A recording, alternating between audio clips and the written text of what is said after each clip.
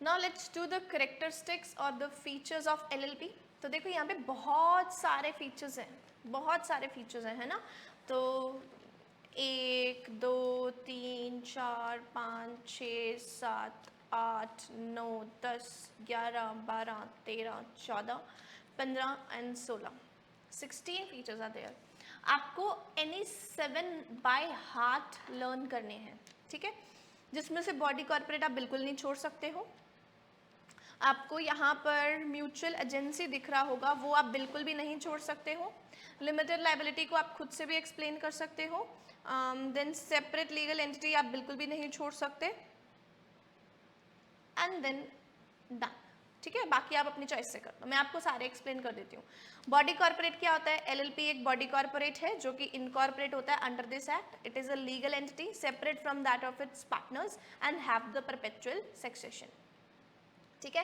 मैंने आपको पहले बोला था बॉडी कॉर्पोरेट का one of the feature of the company is this, हम अपने बिजनेस को सेपरेट लीगल एंटिटी की तरह ही ट्रीट करके चलते हैं, that it is separate from its all the partner, has the perpetual succession.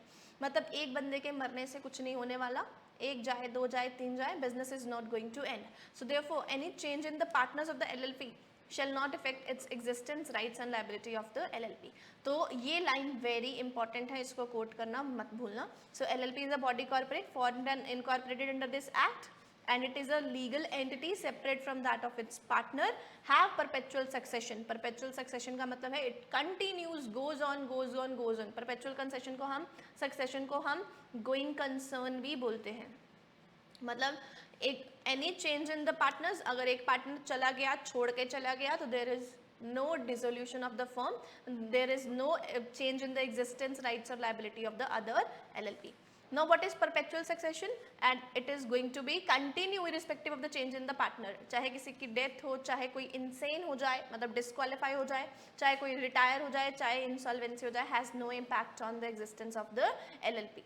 तो ये अपने नाम पे property, it is capable of entering into the contract, ये कॉन्ट्रैक्ट कर सकता है, प्रॉपर्टी अपने नाम पर रख सकता है। सेपरेट लीगल एंटिटी, एक LLP की सेपरेट लीगल एंटिटी होती है, ठीक है। It is liable to the full extent of its asset. इसके एसेट अगर 50 करोड़ तक के है ना, तो ये 50 करोड़ इसका यूज हो सकता है। But liability of the partner क्या रहता है? लिमिटेड। जितनी उन्होंने कंट्रीब्यूशन करी है, मैक्सिमम कंट्रीब्यूट कितना कर सकते हैं वो? 25 लाख। ये कंट्रीब्यूशन किस चीज की होती है? Capital contribution. तो agreed contribution in the LLP, मतलब स्मॉल LLP के केस में बात कर रही हूँ मैं, ठीक है। सो अग्रीड कंट्रीब्यूशन, जितनी भी उन्होंने LLP में कंट्रीब्यूशन करी हुई है उतने के प्रति ही वो लायबल है, उससे ज़्यादा वो नहीं है। इन other words, creditor of LLP, creditors of LLP shall be creditors of LLP alone। जो LLP के क्रेडिटर हैं वो LLP के ही हैं, पार्टनर्स का कोई रोल नहीं है उसमें।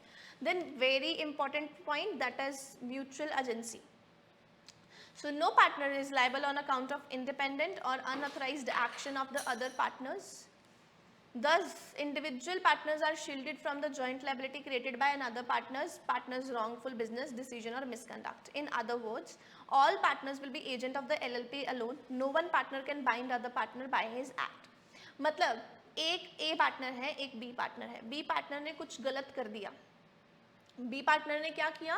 कुछ गलत कर दिया, तो A will not be responsible, ठीक है। So mutual agency, no partner is liable on account of independent और unauthorised action of other partner. A responsible नहीं होने वाला, ठीक है।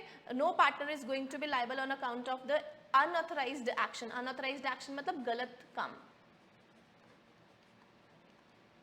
of other partner। Thus individual partners are shielded from the joint liability created by another wrongful decision or misconduct। तो कह रहा है कि एक इंडिविजुअल बंदे को शील्ड में जाते हैं कि अगले बंदे ने गलत किया तो अब मेरे ऊपर नहीं सिर पे आने वाला, वो उसी की ही रिस्पॉन्सिबिलिटी है। So in other words, all the partners will be the agents of LLP alone. सारे, हर कोई पार्टनर LLP का एजेंट होने वाला है। No partner can bind the other by his act. But ये चीज पार्टनरशिप में होती थी।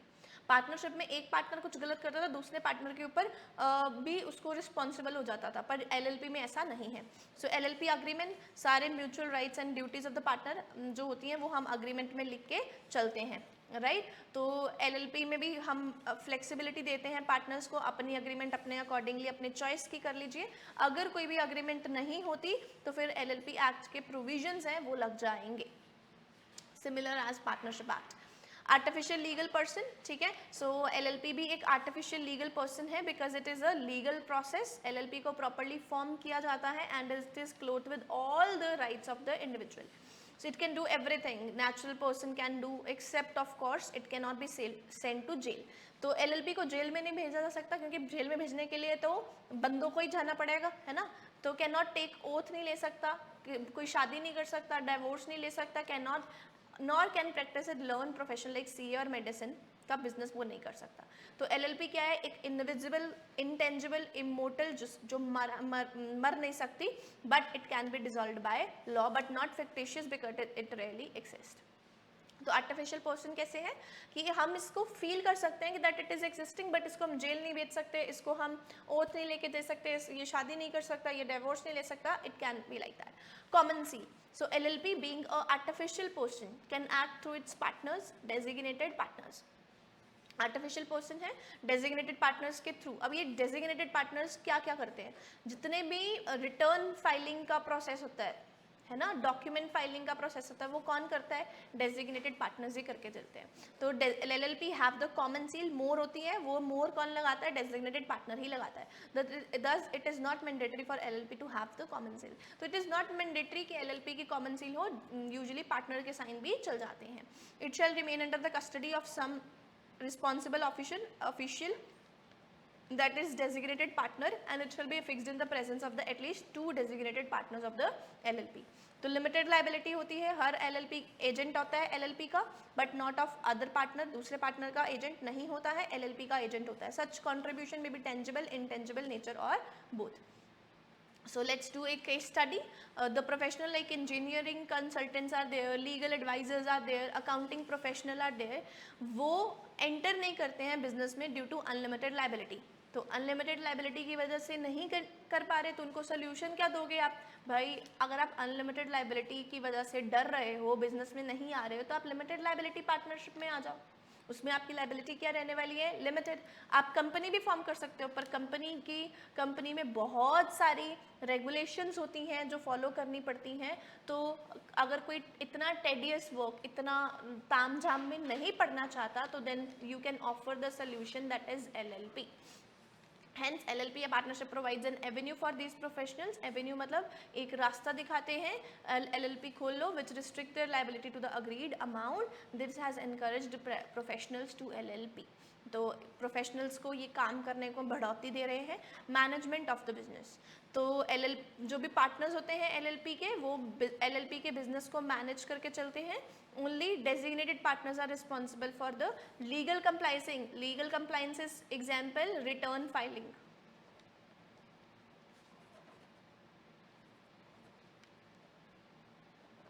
रिटर्न फाइलिंग, तो मैनेजमेंट ऑफ द बिजनेस कौन करेंगे, LLP के जितने भी बंदे हैं, जो जितना भी लीगल कॉम्प्लाइंसेस हैं, वो कौन काम करेगा, designated partners can do. Minimum maximum number of partners 2 at least partners, maximum no limit, right. तो एक बंदा तो कम से कम 2 इंडिविजुअल तो होने चाहिए designated partners, at least 1 should be resident in India. There is no maximum limit on the partners in the LLP, ये आपने ऑलरेडी पढ़ा हुआ है। LLP प्रॉफिट के लिए काम करती है, ठीक है। एसेंशियल रिक्वायरमेंट, LLP प्रोफेशन को हम क्यों करते हैं, because it carries on the lawful business, जिसका मेन मकसद क्या होता है, प्रॉफिट कमाना, ठीक है। So LLP can not be formed for charitable और नॉन इकोनॉमिक पर्पस। अगर आपको चैरिटेबल फॉर्म में जाना है तो आप सेक्शन 8 की कंपनी फॉर्म करो, आप निधि कंपनी फॉर्म करो, आप अदर कोऑपरेटिव सोसाइटी फॉर्म करो, है ना। नॉन इकोनॉमिक पर्पस के लिए जाना तो आप LLP नहीं फॉर्म कर सकते। LLP फॉर्म करने का मेन मकसद होता है टू अर्न द प्रॉफिट। अगर इन्वेस्टिगेशन करनी है तो सेंट्रल गवर्नमेंट के पास सारी की सारी पावर है। देखो ये ध्यान रखना, इसे अच्छे से रिवाइज करके चलना, क्योंकि ये आपके फाइनल तक आपको इंटर में भी हेल्प करेगी, आपको फाइनल में भी हेल्प करेगी। सो सेंट्रल गवर्नमेंट के पास पावर है कि वो LLP के अफेयर्स ताम झाम में इंटरफेयर कर सकती है, bye appointment of competence authority for the purpose, but central government खुद नहीं कूदती है, वो कॉम्पिटेंस अथॉरिटी को डालती है बीच में. फॉर एग्जाम्पल इनकम टैक्स भी डाल दिया, या फिर स्क्रूटनी के केस में different persons are there, tribunal को डाल दिया, आरओसी को डाल दिया, ठीक है, उनको बोल के चलती है कि आप मैटर्स में इन्वेस्टिगेट करो.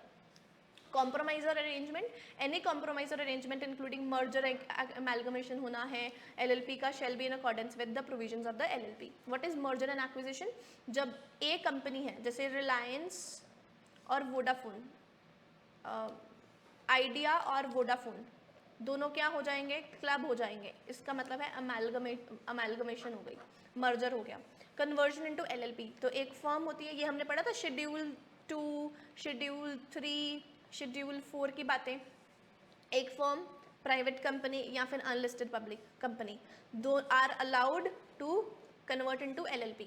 एक पार्टनरशिप फर्म, दूसरा एक प्राइवेट कंपनी, तीसरा अनलिस्टेड पब्लिक कंपनी, तीनों के तीनों were allowed to convert into the LLP form of business, है ना. इसको बाकी को काट दो. ई फाइलिंग ऑफ डॉक्यूमेंट्स, तो हर सारे के सारे डॉक्यूमेंट्स क्या करने पड़ेंगे, ऑब्वियसली फाइल करने पड़ेंगे. हर रिटर्न, हर application of the document filed और delivered under the act rules there under shall be filed in computer readable electronic form. सारे के सारे documents, every form or application of document shall be filed in the computer readable electronic form में ही हमें डालने होते हैं website में, और वेबसाइट का नाम क्या है, mca.gov.in. MCA क्या होती है, मिनिस्ट्री ऑफ कॉर्पोरेट अफेयर्स, और डेजिग्नेटेड पार्टनर क्या करेगा, उसे डिजिटल सिग्नेचर करके चलेगा. Then foreign LLP, so foreign LLP मतलब as limited liability partnership establish होती है incorporated which is outside India having the place of business with India. तो LLP, foreign LLP can become partner in the Indian LLP. तो ये हमने already पढ़ा हुआ है कितने ही defines में, है ना. तो we are done with the features of the LLP2. Now the last topic which is going to be advantages of the LLP. क्या क्या बेनिफिट्स हैं, अभी तक क्या समझे. एक ऑर्गेनाइज्ड तरीका है, ठीक है, और ये अग्रीमेंट के बेसिस पर चलता है. दूसरा, ये फ्लेक्सिबिलिटी प्रोवाइड करता है कि विदाउट इतने सारे प्रोसीजर्स नहीं होते हैं, लीगल रिक्वायरमेंट्स नहीं होती हैं. वेरी इजी टू फॉर्म, सारे पार्टनर्स लिमिटेड लायबिलिटी को एंजॉय करते हैं. फ्लेक्सिबल कैपिटल स्ट्रक्चर होता है. ईजी टू डिजॉल्व, जब सब पार्टनर्स कंसेंट होता है कि हमें डिजॉल्व करना है तो वो डिजॉल्व कर सकते हैं. सो एडवांटेजेस ऑफ LLP, आपके पास कितने हैं, 1 2 3 4 5 6, आपके पास 6 है, आप एनी 5 लर्न कर सकते हो, ठीक है. सो अभी तक हमने features and advantages of LLP कर लिया है. Now incorporation of LLP we will do in the next lecture. I hope you enjoyed the lecture. आपको सब चीज़ें जो हैं वो समझ आ चुकी हैं. सबसे पहली बात है, हमने आज क्या 2 इम्पॉर्टेंट हमने चीज़ें समझ ली हैं. पहला हमने स्मॉल LLP जो कि एक टॉपिक था, जो एग्जामिनेशन टॉपिक था, वो हमने डिस्कस किया, राइट. हमने features and advantages of LLP जो 3 बार आ गया है एग्जाम्स में, वो भी डिस्कस कर लिया है. LLP की लाइबिलिटी हमने डिस्कस कर लिया है, क्या रहती है, लिमिटेड रहती है. आप LLP की डिफाइन बेस में कर सकते हो. हमने बहुत सी डिफाइंस जो है वो कवर कर ली है, ठीक है. अब जितने भी टॉपिक रह गए हैं वो हम कल के लेक्चर में कंप्लीट कर लेंगे. I hope you enjoyed it. Thank you so much. Goodbye. Take care my see you friends.